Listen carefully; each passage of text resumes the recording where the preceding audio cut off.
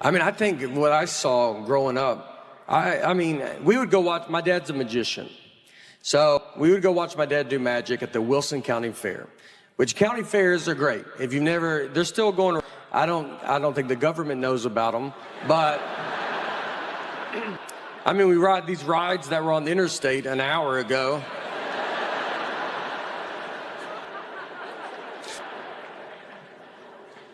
So I grew up in the 80s and 90s. I was a kid in the 80s and 90s. And in the 80s and 90s, kids were getting kidnapped pretty rapidly. And look, I'm not trying to say we were more desirable or something. I think we were outside more. A lot more opportunity, you know? It's a lot easier to get us into vans. Didn't take much. And so parents back then, they would watch TV, and I think it would scare the parents. You know, you realize now everything's a crime show. Everything that you watch is crime, podcasts are crime, movies are crime. You almost like see it so much. But back then, you only had so many channels. And then when they would watch these shows, they were very powerful shows. My parents used to watch a show called Rescue 911. And it would just show reenactments of crimes. It was powerful. I've seen 3 seconds of Rescue 911. I remember walking through the living room. My parents are watching it. I look at the TV. A guy has a ski mask on, and a woman is asleep with her feet out from under the covers, and he started rubbing her foot. That's all I saw. I don't know what happened before or after, but I know I've never been with my feet out from under the covers because I accidentally saw that 30 years ago. And my feet get so hot, and I want to put them out so bad. I mean, try it every night for 30 years, and then that image pops in my head, and I yank them right back under. I'll be in a hotel room, and I'm like, look, you can't get in here, dude. You've locked everything. And I'm like, that's exactly what he's been waiting for. He's probably already in here. Recently, I was walking in my car, and I had a college kid come up, and he was raising money, you know, for nature, or it was for Earth. It was nature and Earth. I don't know. He used real words, but it was, you know, basically, I felt and he looked at me and he's like, it's going to Earth. And I was like, yeah, well, Earth is going through it right now. So he was telling me everything Earth is going through. It's, you know, it's pollution. He said our water's being poisoned. You know, I said, not under my watch, but I understand.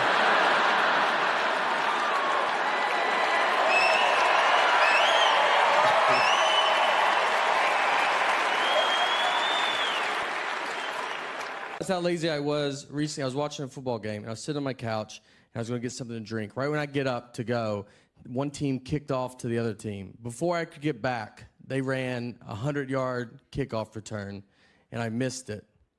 Like, the guy ran 100 yards before I could get 3 to maybe 4 yards. That guy also had 11 people really trying not to let him run 100 yards. I had nobody. No one cared what I was doing. When you watch sporting events, too, I feel like the commercials that they have, they're like advertising towards like professional athletes. Like, they have like running shoes. They're like, oh, you should buy these shoes. Then it shows like an NFL player like running with a tire tied to his back. And you're like, all right, well, how do those shoes look with jeans and sitting down? Because that's how I will be using them. I got to get tire and a rope. That's a lot. That's a lot you're asking. Someone gave me an Under Armour shirt. Do you know those? It's like skin tight. Like, you're like, it just shows the worst parts of your body. I look better without a shirt on than with that shirt on. Just brutal. You know, like in plastic surgery, how they draw like markers on you and stuff? Like, they should just put you in that shirt and be like, obviously, you can see where we're going to go after the target areas. I always tell people I got to get back in shape, but, I mean, I've never been in shape. So, most people are like, if I can get back to my 20s, I would have to go back to 7. Like, if I could get back to when I was 7, I was killing it. For me, a good workout would be walking to McDonald's would be a great start. You know, maybe stand up and eat it, see if that does something. Instead, I ordered the P90X videos, thought I could do that. You know, never worked out a day in my life, so let's do what the Navy SEALs do. I did not do it. You know what made me order it? Like, you know in the commercial, they show like a before body and then an after body? I was like blown away by the before body. I thought that's what you get to look like. I was like, that guy looks great. Then I saw the after body and I was like, does the before body guy have a DVD? Because that guy looks more my speed, Like, what did he do to get to that? And I'll just do that. So I was born in 1979. And the reason I say that, because if you are my age or just right around my age, very like maybe 78 to 80, you might realize, or maybe you don't know, I've never been called a millennial or Generation X. I've never even really heard any of those terms growing up.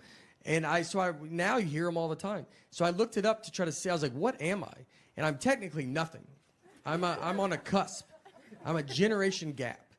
And what we are called Zennials, or we're called the Oregon Trail generation, or we are called, my favorite name is the Lucky Ones.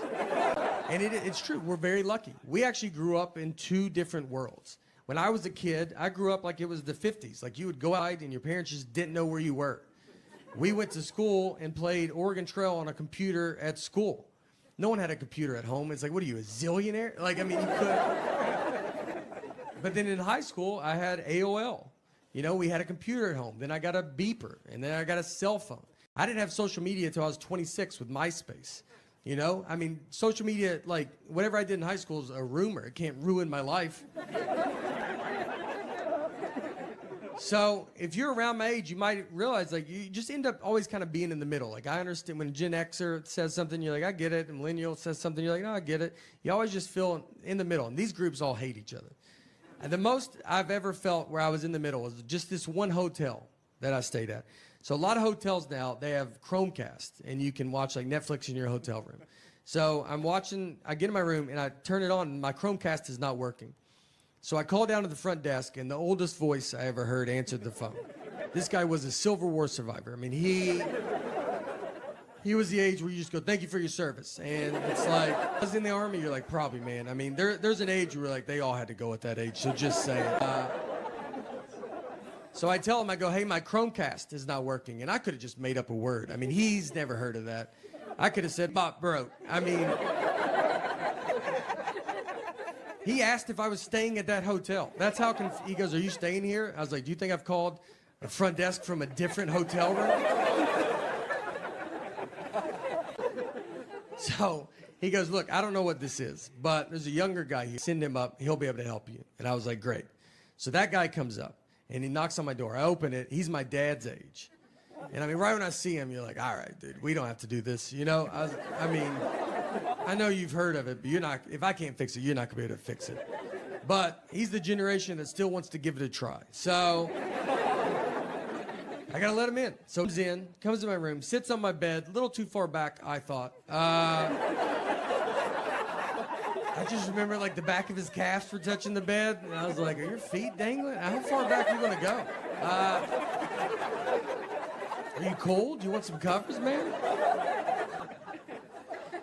He gets the remote and just starts pressing all the buttons, and I said, I don't know how to do it. And he goes, let's just keep trying it, though. I go, all right. I'm going to turn the shower on, open a window. Let's try everything. Let's just see. Maybe it turns on. Who knows? Maybe it's all connected. So we can't get it. And he goes, all right.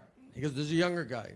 He's about to come to work. At this point, I'm like, I'm the younger guy, man. I was like, it's all right, dude. I don't need it. And he goes, no, it's a millennial. I was like, all right. Now we're getting somewhere, This is what the millennial does. He was born with technology. He's going to know this. I was excited. I was like, great. He goes, he comes to work in an hour. I go, wonderful. And let me tell you, you know how quick that millennial fixed it? Well, I'll never know because he just didn't come to work that night. So, didn't call in, nothing. And I found out because the old guy called me because he was supposed to fill in for him. He was furious, dude. He hates that millennial. He goes, he never comes to work. He doesn't take it serious. He's got a peanut allergy. And I was like, all right, well. I ended up fixing it myself because it was just unplugged. So we take her out. We go do stuff. I would take her to Chuck E. Cheese all the time. You can go there. They had COVID in '84. So you can't even survive in there. That's what, Chuck E. Cheese is rough. I don't know if you've been there in a while. They look like they're trying to go out of business and they can't. They filed bankruptcy and they're still open. They called Blockbuster and they're like, you get out. We want out.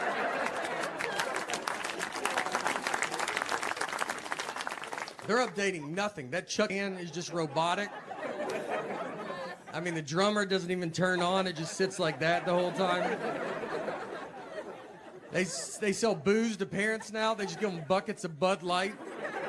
They're drunk in a booth at 9 a.m. And someone drives those kids home. I don't see a bunch of Ubers and Lyfts showing up. There was a Chuck E. Cheese that got caught. If people didn't eat all their pizza, they would just put it back out on the buffet. And that would shut down any normal business. And with Chuck E. Cheese, they have thrived. I mean, when I read the story, I was like, I thought that's what they were doing. I thought we agreed that that's fine. I didn't even know what the article was about. So now we are basically at Mount Rainier. That was the whole car ride.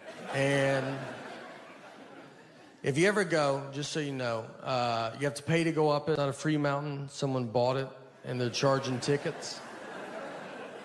It's also all uphill. It's a nightmare. So be ready for those things. We drive up, we park, and we're walking up the trail. So went up it halfway. I mean, I can barely breathe. And this couple's coming down, so I stopped them. I was like, hey, is this enough where we're at? You know, is this like, you get it? Like, we're not trying to live on this mountain. And the lady goes, I'm 75 years old, and I did it. And I was like, all right, maybe that's why you didn't hear the question that I asked. Everybody's pretty cocky on the way down. I mean, there was women with babies. They had 3-month-old babies strapped to their chest. I was like, why would you bring that much extra weight with you? I left my wallet in the car. They looked exhausted. I'm surprised they're not just babies left up there and rangers have to come down. Whose baby's this? That's ours. We're gonna let it grow up and come down on its own.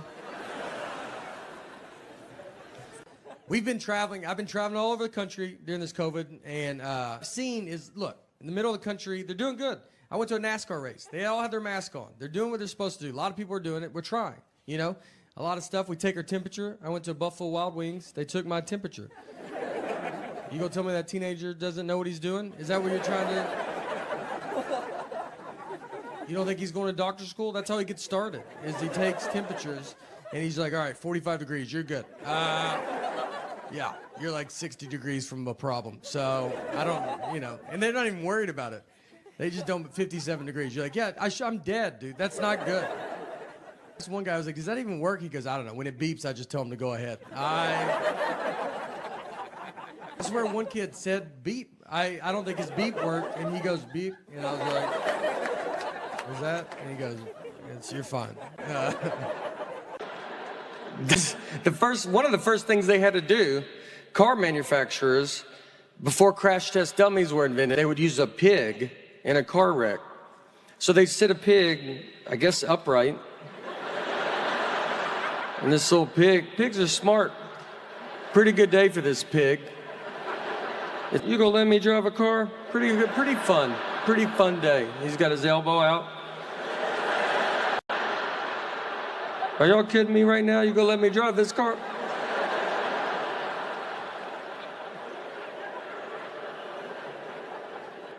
I don't even know what that shows you. Pigs don't have necks.